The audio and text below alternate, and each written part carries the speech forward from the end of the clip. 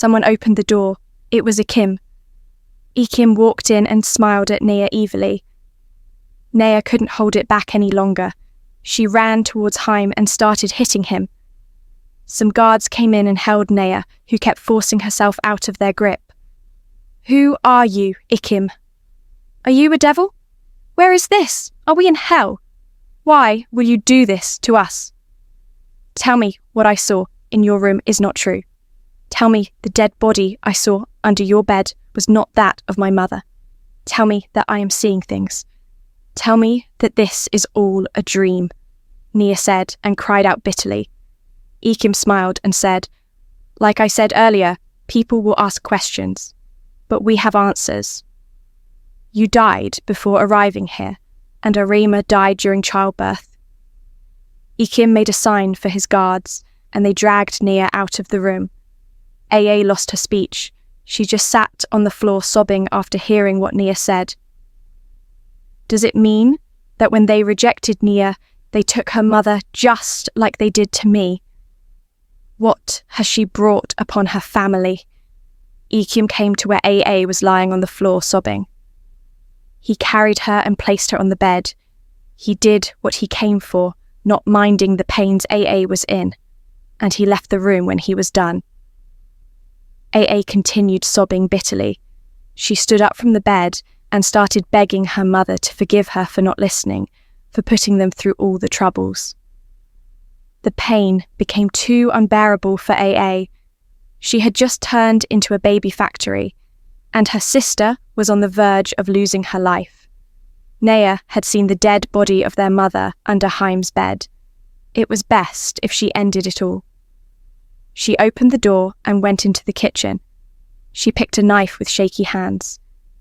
AA went on her knees in tears. Then she raised up the knife to stab herself.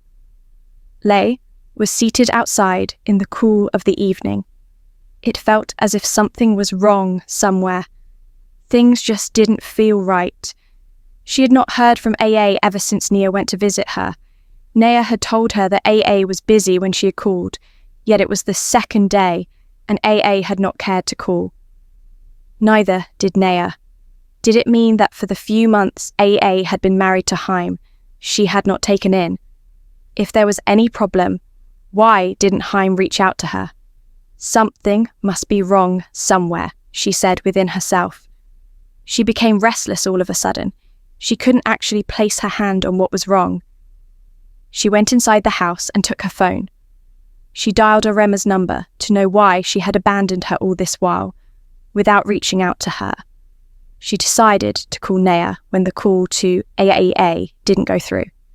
She called and called, but it still didn't go through.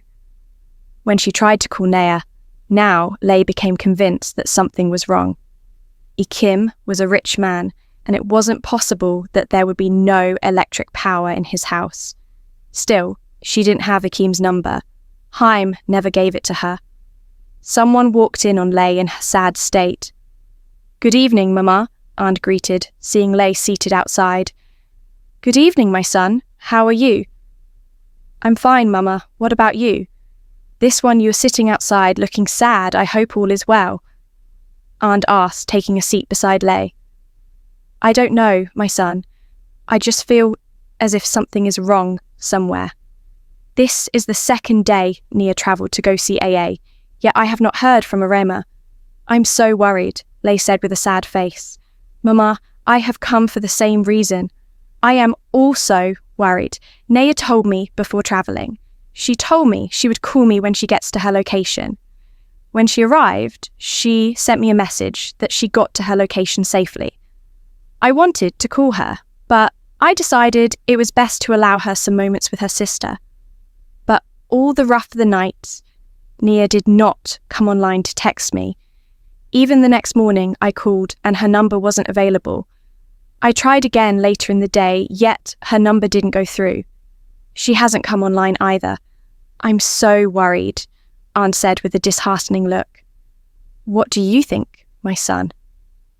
"What should we do?" Lei asked. "I think I'll go looking for Nia.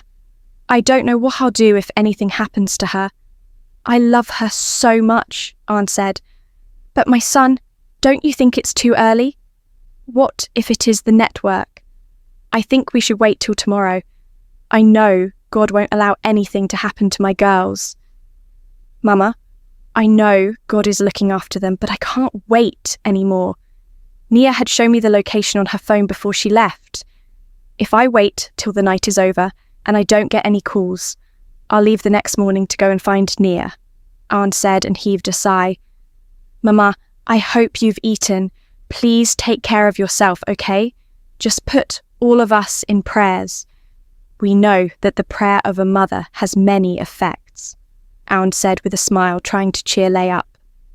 Thank you, my son, Lay said to Aunt, who stood up to take his leave. Lay stood up and looked at heaven, opening her 2 hands. She then muttered some prayers and went into her house.